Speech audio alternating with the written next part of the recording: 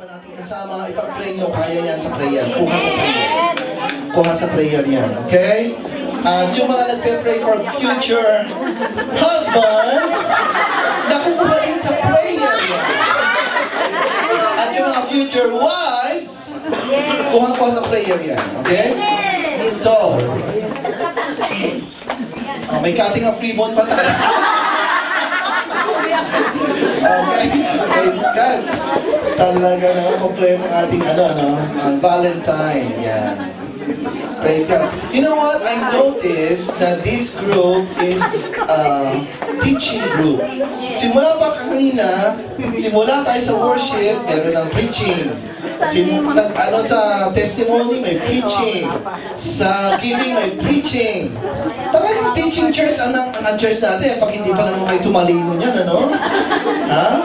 Praise God. I really admire you. Huh? You really prepare. You really research.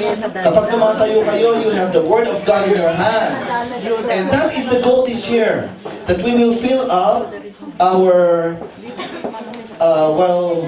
while the outline is being prepared, binigay ko kanina yung outline. Planted, yes. Okay? Ito ang ating goal this year, na talaga pong tayo ay mag-grow sa Word of God. Amen? Kasi po, napapansin nyo, pag nag-grow tayo sa Word of God, nag-grow tayo spiritually. Yung anong sinasabi kanina ni Rosan, na we are growing in the Lord, we are actively involved ourselves because we are knowledgeable of the word of truth. Okay? So, we are back to this, planted in the house of the Lord, in Psalms 92:12-15. The righteous shall flourish like a palm tree, he shall grow like a cedar in Lebanon. Those who are planted in the house of the Lord shall flourish in the courts of our God. They shall still bear fruit in old age. They shall be fresh and flourishing, to declare the Lord that the Lord is upright. He is my rock, and there is no unrighteousness in him. So let's move on. I'm going through a short review. To those who are planted, our life's anchor is secured, as it's written in Philippians 4:11. I have learned in whatever state I am, there we to be content. We are contented when we are secured in the Lord. Who are you? Who among you are contented in your Christian life? That means you are secured in the Lord. That means you learned already to trust God.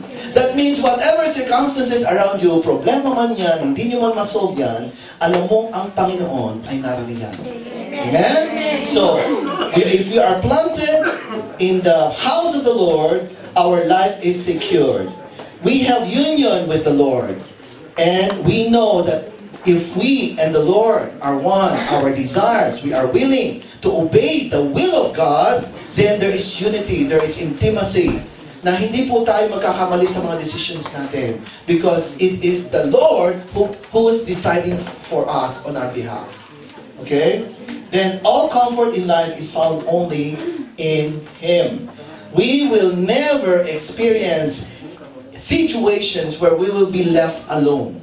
This is the meaning of being in the Lord. Okay? So, we are united, we are one, and if you are going through difficulties, the Lord is going to use the family of God to give us that union in the Lord. Okay? Planted to grow, fresh and nourishing. We will be growing, we will be fresh, and we will be nourishing. So, the reason why our church is always doing a lot of creative things, like, see today it's very, very special, because we would like us to grow in a healthy environment. Okay? We are encouraging the couple to be here so that you will see that a couple blessed by the Lord, a couple blessed by the Lord are nourished and fresh in their relationship every single day. By the way, couples, if you need advice and counseling, Pastor Aviv and me are here. Just approach us because we know, particularly those husbands who recently came, you've been a long time away from your partner, that's, you're going through adjustments this time. And it's not easy. You were in the Philippines, used to your life in the Philippines was so distinct compared to the life here. So, kailangan nyo ng counseling, and we would like to be of help. At yun namang matagal na magkasama, then if you need counseling, we are here. Okay? We are concerned about you. So, ito po, we would like to provide a healthy environment, a healthy place where you could grow, and that is when you are planted in the house of God, when you are part of the family of God, and this church cares. We care. Our leadership, we are always evaluating our conditions, our situation. By the way, cell groups, we're going to multiply. We're going to multiply. Ang couples group, masyadong malaki na. We have to multiply. Ano pang grupo yung masyadong malaki?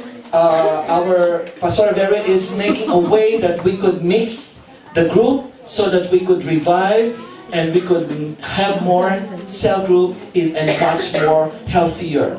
Kasi kung minsan po, naleleft out na yung iba dahil sa masyadong malaki. Particularly the young people, we need them to be integrated.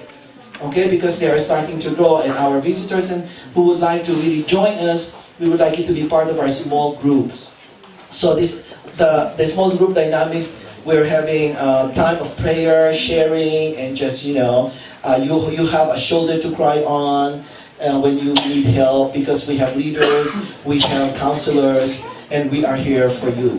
So, a church planted, a house planted in the house, okay. If we are planted in the house of God, we will grow, we will be fresh and nourishing our relationship. By the way, with regards to nourishment, growing, there are 3 things that we have to implement here, and I would like you to be part of that. Okay, number 1 is circle of relationships. Say it. Circle of relationship. Okay. The circle of relationship is that we are not just here to be members. We are here to be part of the family of God. Iba po yung dating pag-family. Pag member po, parang member ka ng club. Pag family po, sabi nga yung kanina sinabi ni who shared na kapag daw ikaw ay may nagawang mali, hindi na kita kapatid. No? Okay? Yeah, so I'll share that. Hindi po. Lalo ka pang mamahalin. Although papaluin ka, pero mahal ka pa rin. Dito namamalo ang pastor. Hindi ko dito sa church, dito sa family, kapag nilagay ng Panginoon ang father, spiritual father, namamalo. Bakit po? Sabi ng Panginoon, those He disciplined those whom He loved. Okay? So, alam nyo, I am very, very nice when you are doing nice things.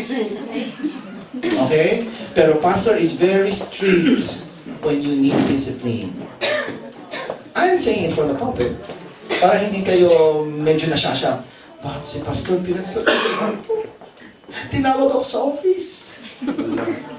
Hello? The reason is that because we love you. Ayaw namin na nakikita na nga kayo na napapahamak na.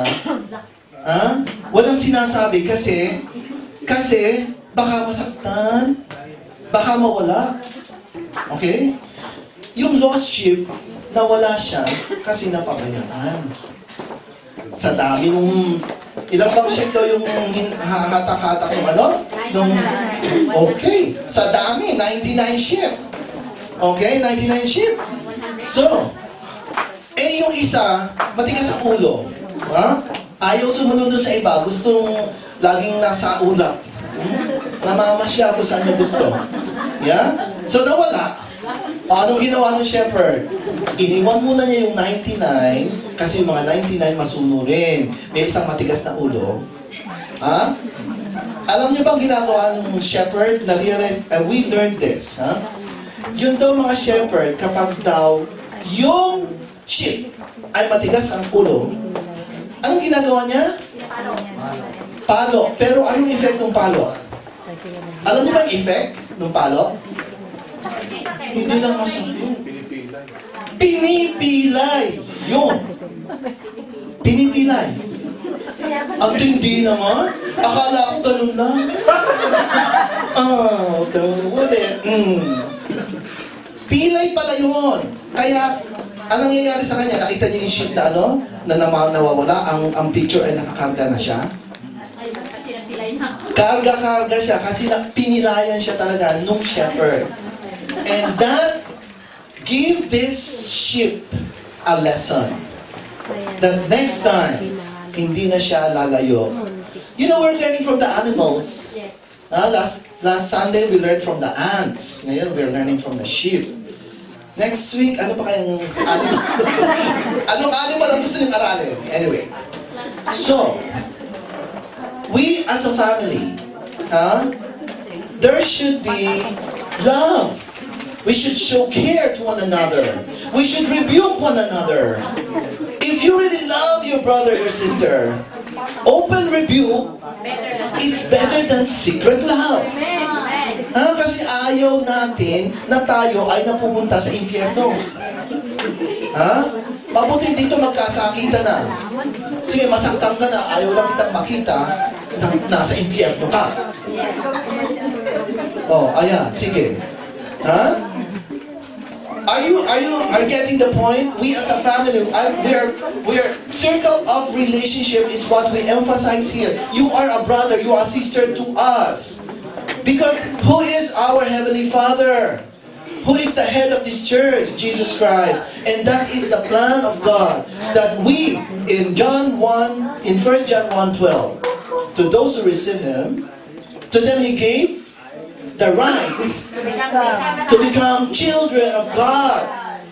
Okay, so kabilang na tayo sa pamilya ng Diyos, kaya kailangan matitino tayo lahat. Behave! If you will not behave, may palo. Pero don't worry, hindi ko kayo pipilayan. Kaya lang, merong napakagandang illustration, talking about circle of relationships. Meron napakagandang illustration na i-share sa Bible study, in one of our Bible studies. Na ganito daw. The church is the body of Christ, right? Okay. Sabi,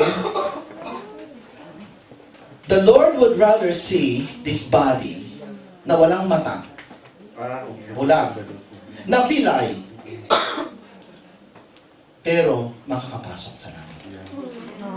Okay? This is talking about the body of Christ. Hindi yung literal na tao na, ayan, ang hilig mong tumingin sa kung ano, no? Dukutin ang mata. Ayan, mahilig kang mamasyal kung saan-saan. Putulin ang paa. Ay, pagka ganun, wala. Ano kaya matitira sa katawan? Lahat puputulin eh. Anyway, we are talking about the body of Christ. Okay? So, kapag merong isang tao, listen, na nagkokos ng stumbling block sa church, the head would rather take that out para maging pure at maging glorified ang katawan ni Kristo. Okay? Kasi po, we're talking about circle of relationship. Kapag kaisa po, hinahatak ang lahat sa impyerno, puputulin po yan. Kasi hindi po alam ng Panginoon ang gusto niya mangyari sa kanyang katawan, sa langit pumunta, hindi sa impyerno. Pero kung yung isang tao na yan, ayaw niya pumunta sa langit at gusto niya pumunta sa impyerno, mag-solo siya. Sapagkat ang layunin ng cross ay dalhin tayo sa langit. Do you understand? Amen. Kaya, don't worry. Sometimes, we're missing that person. Sometimes, bakit nag-umpisa tayong kadami-dami? Ngayon, puro new faces na nakikita natin. Why? There is disqualification na nangyayari. Sabi, if we will not put our body as a slave to God, then we will be disqualified. The Bible said that in 1 Corinthians. So we don't want to be disqualified. So what the Lord is doing is to take them. Meron pong pruning process. Yung pong pruning masakit yun kasi puputulin, tatanggalin. Ha? Tayo daw dapat nakakonect sa vine. Ha? Ano daw tayo? We are the branches. And who is the vine? Jesus is the vine. Okay? Kapag daw hindi tayo namumunga at ang ginagawa lang natin ay puro mga kasinungalingan, hipokresiya, no? Double personality. When we are in the church, we part of the church. Pag nasa mundo tayo, we're part of the mundo. Last Thursday, we studied that those who are friends of the world, they are Enemies of God. enemies of God. Nakita nyo? Ganun ka-stricto sa langit. Ganun ka-stricto sa langit. Hindi ka daw pwede makipagkaibigan sa mundo. Ay, paano naman, pastor yan? Eh, nasa mundo pa lang ako eh. Kaya nga ikaw ang liwanag sa mundo eh. You are the light of the world. Because the world is in darkness. Eh kung hindi ka magliliwanag, makikigaya ka sa kanila, namumuhay sa kadiliman, then walang makakapasok sa langit. Are you getting the point? Amen. Therefore, we cannot be friend of the world. We have to be light of the world. Iba yung friend, iba yung light. Okay, if we are light of the world, then we are friend of God. Yeah, we are friend of God. So a circle of relationship is very important when we are planted in the house of God. That we know whom we are dealing with. Tayo ay bonded sa family of God, pero yung mga taga-mundo is our mission. Hindi friendship ang habol mo sa mundo. You will go to the world to win them for Jesus. First, iwiwin mo yung pamilya mo kasi you would like to see them in heaven. And then, the people around you. That's the reason why our church, we do missions, we do evangelism, we go out to the streets. You know what? This church is very, very active church. We do mime, we do dance, we do tinikling, we do all sorts of creative things. And the people, praise God for our visitors today. You've been hearing this, but you missed when we did recently. We did a Christmas concert, yeah, in Hotel Mayorasco, and marami pa kaming gagawin, marami pa. And so all of us praise God because as people see us enjoying to be part of the body of Christ, we are winning the world for Christ. So this circle of relationship is very, very productive. Nagiging matalino tayo because from Monday through Saturday, meron tayong Bible studies. Circle of relationship. Alam niyo po, busog na busog kami sa mga nagbabay sa Bible study. Kasi po, yung mga host namin, they have gift of cooking. Ang sarap po magluto. Kaya, napansin nyo, healthy. Healthy. Masasaya. Okay? Ang men's group, kaya kami magandang boses, every week nagpa-practice kami. Alam nyo, Bible study, punong-puno ng men. Kaya, ladies, where are you? Yeah. So, yung pong hindi pa nakaka-join, men, na hindi pa kayo nakaka-join ng Bible study, join us! Okay? Kasi po masaya throughout the week. That is the circle of relationship. Ayaw namin maghiwalay. Ayaw natin maghiwalay throughout the week. Connected tayo. Facebook, connected. Telephone, praying. No? And we are productive in a sense that we care for one another. Tama na yung awayan. Tampuhan. Alam nyo, kapag active na active tayo sa gawain ng Panginoon, nakakalimot na yung, ay, inapi ako nito, inapi. Walang apihan dyan. Puro masaya dyan. That is the circle of relationship that we are trying to develop in this group. Okay? Are you part of that circle? Amen. Would you like to be part of that circle kung hindi pa kayo part? Okay? So, I would like to encourage men, all you men who haven't been attending the men's group, we have 6 to 7. Okay? Please, we have a Bible study group from 6 to 7. Yeah, and then this afternoon, by the way, kung meron kang basketball uniform, magpipictorial tayo. Hanggang picture muna tayo. Hanggang picture muna. Kasi hinintay natin yung uminit.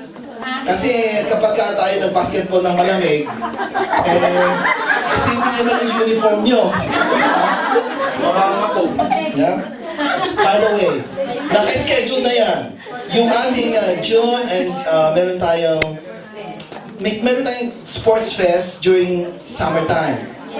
Starting from June, July, August, March, May, June, July, August. Okay, yung holiday natin, magkakaroon tayong sports fest. Men will be wearing their uniform, pero women will play volleyball. And basketball too. Okay? Basta meron tayo, andyan, ating coordinator, andyan, nasa si Brother Lito. And Brother Mel, ayan. Yan yung mga, tapos andito yung mga coach natin. Sino yung mga coach dyan? Si Freddy, yung mga, si James daw, marunong daw mag-coach yan. Okay? So, okay, that's the circle of relationship. We would like us to bond together. Ha? Huwag yung, yan na naman. May uniform, hindi naman ito ng basketball. Kaya ako ba? May uniform ako. Please, sa family of God, tingnan nyo nga. Ha? Yung laro na meow-meow, nasa sulok na siya, down lang siya ng meow.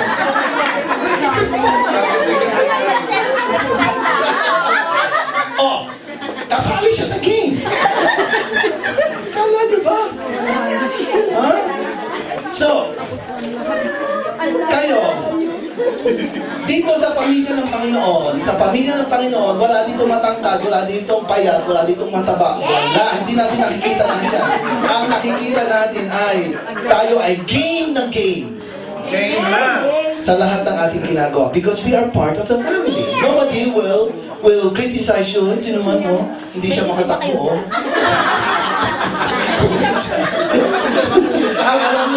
Alam niyo lamang sa Gurugo. We're going to Gurugo again, Ha? Meron silang game na tail. Alam niyo ba kung sino mga sumali dyan? Believe talaga ako sa mga medyo young at heart. Sila yung nakipaglaban talaga. Talsikan sila. Napakasaya. Okay? So, this is what we are trying to promote in this group. Circle of relationship. But we are not just trying to invite you to enjoy the fun, but also to enjoy our relationship with the Lord.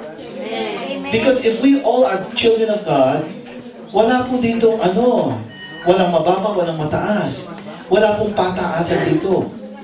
Okay? Ang level po natin hindi pyramid. Kasi sa mundo po, pyramid. Ayan, andito ako sa pinakamataas. Akong pinakamatalino. Akong pinakamahusay mag-basketball. Akong shooter.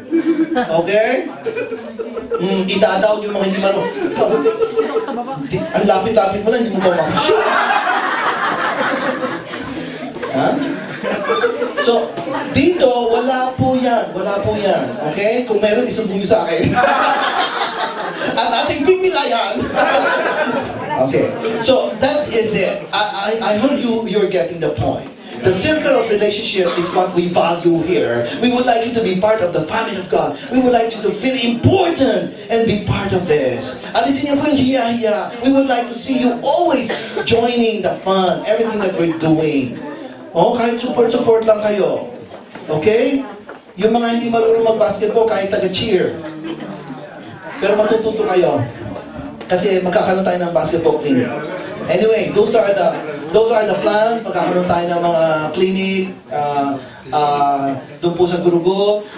Okay, ilalagay po natin ang calendar. Please make sure that you reserve kung meron man kayong vacation na hindi nyo alam kung saan gagamitin, magpupunta lang kayo sa McDonald's, wala kayong gagawin. Hey, mas masarap meron po tayong Gurugo event sa Holy Week. Meron po tayong sports fest. Doon po gagawin sa Torrejon. Doon po sa bundok namin. Sa Torrejon Mountain. Meron po tayong swimming pool na community pool. Yan po sa summer habang ano pa yung activity. Meron po tayong November convention.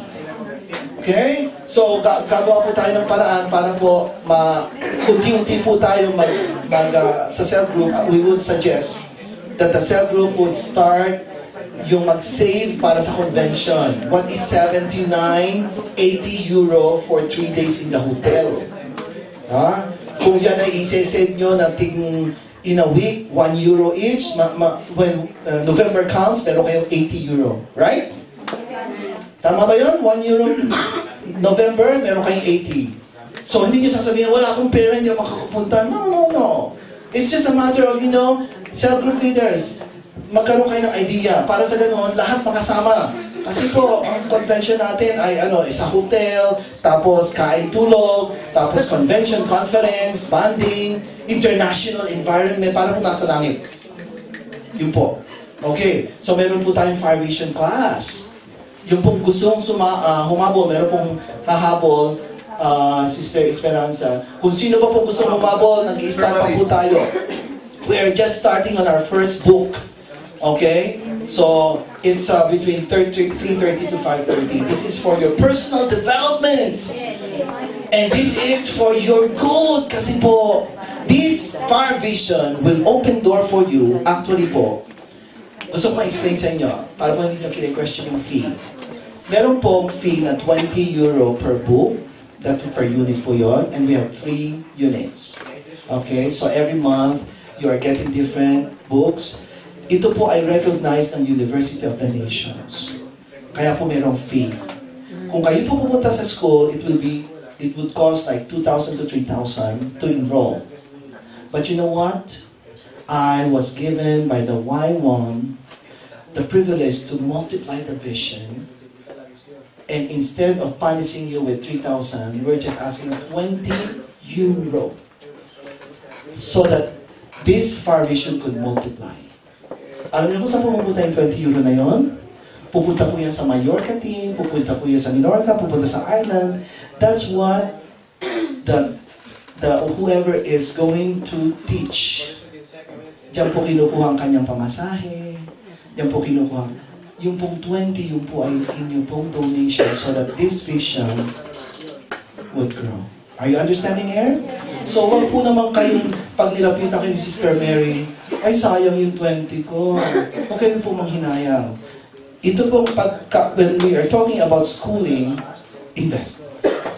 Huwag po kayo manghinayang kasi kayo po ang mag-grow. I have attended all of this. I've been spending so much money just to go there, to learn. Pero ano po, God has really made me stronger in the missions. We are now in missions for 20 plus years and we're enjoying to the max. Pero yun po mga hindi nagtitrain, balik na po sa Pilipinas at kumakayod na para mabuhay sa sarili. But us, we're still multiplying the disciples of Jesus everywhere. Why? Because we are knowledgeable. Kaya, wag po tayong mag-remain na ignorant. Train yourself. And the Lord will use you more. Yung sinasabi kanina dito sa harap. That if you allow God to use you, the Lord will multiply you, your talent, your gift. So, wag kayo manghinayang doon sa mga time investing. What is 2 hours every Sunday? Okay? So, sali na. Those who would like to join. And those who are in the school, thank you for making your assignment. Thank you for exerting effort. Alam ko na, ayan, merong challenge in learning, studying, pero it's a lifetime experience. Okay? So that is circle of relationship. Now, the next is circuits of events. Say it. Circuits of events. Ayun. Yung circuits of events, yan yung sinasabi ko na dapat meron tayong we are looking forward to activities where we are growing. Okay? So, marami sa'yo, ang aim nyo ay makabisita back to the Philippines.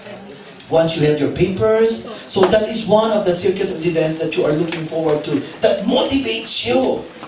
Okay? Na mag-save. Para sa ganun, pag uwi mo sa Pilipinas, mabanding mo sila. But, make sure na yung banding na yon ay productive in a sense na ikaw, mauwi mo sila sa Panginoon. Masosolve ang lahat ng problema kung dadalhin mo ang Panginoon sa pamilya mo. Okay? So, alam mo, yung pag-uwi namin, we ministered to all places. Danny was able to speak to 80 young people. Ngayon, yung mga young people na yun, they were so energized. Sabi na lang, ganun pala maglingkod sa Panginoon. We were able to minister to the 50 and above, those who are retired, na jubilado na. We were able to minister to couples.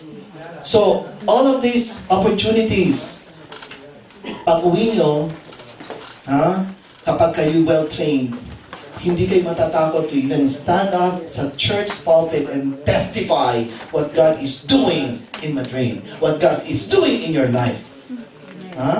So, madidevelop po kayo. So, yun po yung mga circuits of events na meron tayo sa church. We have various activities throughout the year where we expose you to a lot of ministries. You are even involved in the ministry because you know what? If we are faithful in small things, the Lord will give us more. The Lord promised our inheritance are the nations. Okay? So, wala kayong talent, the Lord will develop the talent. Okay? Then the third is cycle of time. You say it. Cycle of time.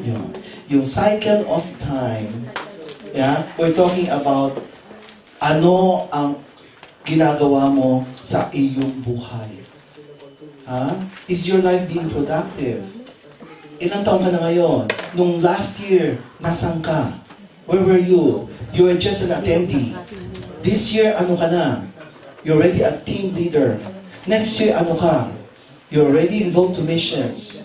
Okay? So, meron po tayong cycle of time. We are seeing that ourselves are progressing, improving. Hindi po tayo pwedeng manatili na nag-umpisa tayo ngayon, church attendee, magtatapos tayong church attendee lang. No. Kapag po tayo nagpapatuloy na nagpapagamit sa Panginoon, you will be surprised. The Lord will give you opportunities where God will be glorified in your life. Okay? So, that is important that as we are planted in the house of God, we have circle of relationships, we have circuits of events, and we have cycle of time. Okay? And then by learning that whatever man sow, that he will reap. Ang anumang pong ating itinatanim, yun po ang ating aanihin. And when we sow, ito pong sa Job 4:8, sabi dito, even as I have seen those who plow iniquity, they sow trouble, reap the same. Kapag daw po kasamaan ang inihasik, ang aanihin ay kasamaan. So, you will reap what you sow. Meron pong sinasabi ang mundo na karma. That's how they define it. Kung ano yung iyong ginawa sa kapwa mo, Ay siyang gawin sa iyo. ay babalik sa iyo. Meron pong question sa Bible study. Kaso nakita ko na totoo nga nangyayari sa mga pamilya yun. Kapag daw yung magulang ng ape, sa mga anak daw bumabalik. Okay. Pastor, paano ba yun? Paano makakat yun?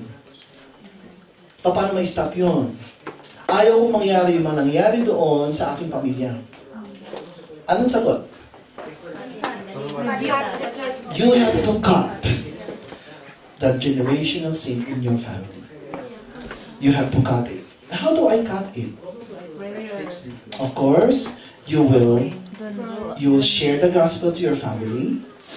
You will explain to them that the salvation is through Jesus Christ. And that in Jesus Christ, we have the power. We have the power to be forgiven from the sins of the past. In 2 Corinthians 5:17, old have passed away, behold, new things has come. So, ibig sabihin, kapag ang buong pamilya mo tumanggap sa Panginoon, yung anuman po yung nakalipas, tapos na yun. Nag-umpisa ka na ng panibago. And then, that's the time you cut in the name of Jesus all this generational sin. You now have the authority, particularly the father. Okay? But if you are the believer woman, ikaw ang magkakawa nun. But it is important that you cut the generational sin to your children. Ikaw lang, yung pamilya mo lang ang may karapatan na i-cover mo. Okay? Kasi yan lamang ang under sa iyong authority. So, but, of course, cutting in the name of Jesus is an authority that you should be convicted and convinced of. Kapag nagsabi ka, in the name of Jesus, you have to come to that point of ano man ang pinag-pray mo, alam mo, tinutugon ng Panginoon kasi meron kang right relationship sa Kanya. Okay? Jesus Christ has to go to heaven. Anong rason? Okay, to prepare us a mansion and also to intercede for our needs, for us to receive the Holy Spirit. Praise God. See, all of these people are reading the Bible. It's all in the Bible. Okay? Now, see, Jesus is limited as a person in one place. But because the Holy Spirit is a spirit. Jesus, when He said, I will be with you, that is the presence of the Holy Spirit in you. Because God the Father, God the Son, God the Holy Spirit are one. So Jesus is saying, I will be with you, and that's the Holy Spirit. The Holy Spirit is with us. And whatever in the name of Jesus we proclaim will happen. Because the Holy Spirit is in us. You shall receive power when the Holy Spirit comes upon you. We have the power and authority. So you don't have to call Pastor. Ikaw ang mag-cut. There is more power in you cutting your generational sin because you yourself understood that you have to cut it. Kasi pag inutusan ni Pastor, sige, ikat na lang. Sabi ni Pastor, ikat eh. How about your attitude? Gusto mo lamang ikat kasi, sige na nga. Pero if you really are concerned, ayaw mo mangyari sa mga anak mo, yung mga nangyayari doon sa yung mga nangyari noon, kasi yan yung mga espiritu eh. Kapag may espiritu ng sugarol, totoo yan, espiritu yan. Kung meron kayong kilala na mga lolo at lola na naubos lahat ng kayamanan dahil sa kasusugal, espiritu yan, ikat nyo yan. Kasi yung spirit of poverty, tuloy-tuloy yan. Yung tukade. Ay yung nagsasalin-salin ng mga asa-asawa. Ang daming kabit-kabit. Kahit saan pumunta, may kabit. That is another spirit. You have to cut it. Kasi mangyayari sa anak mo. Lahat ng anak mo, kabit-kabit yan. That is it. That is the generational sin. It will start from you. Hindi mo kayang baguhin ang mundo. Pero ikaw, mababago mo sarili mo. Mababago mo yung pamilya mo. Okay? We're talking about you. Don't think of, pero Pastor, it's impossible kasi ang dami namin. We're a big family, we're a big clan. Marami pang kabit-kabit, marami pang labas-labas ng mga anak sa labas. Nati-discover ko, may kapatid ako doon, may kapatid ako. Ngayon ko lang nakilala. Totoo ba yun? Some of us has been there. So, saan kayo mag-uumpisa? Start with yourself. You have the key to change the world. You have the power. You have everything in the world if Jesus is in you. Okay? So, that's it. Whatever a man sow, that he will reap. The man shall not live by bread alone, but by the word that comes out of his word. The blessed is the man who finds wisdom. I have to cut it here. We will continue next Sunday. This is a very important topic. That's the reason why I'm really making a very, very rigid series. Okay, it has to be down to earth. It has to be clear because this year there are a lot of challenges that we are facing because we are now living in the last days. And talking about cycle of time, ayaw po natin na sabi lang tayo ng sabi na be prepared, Jesus is coming soon, but we're not doing anything.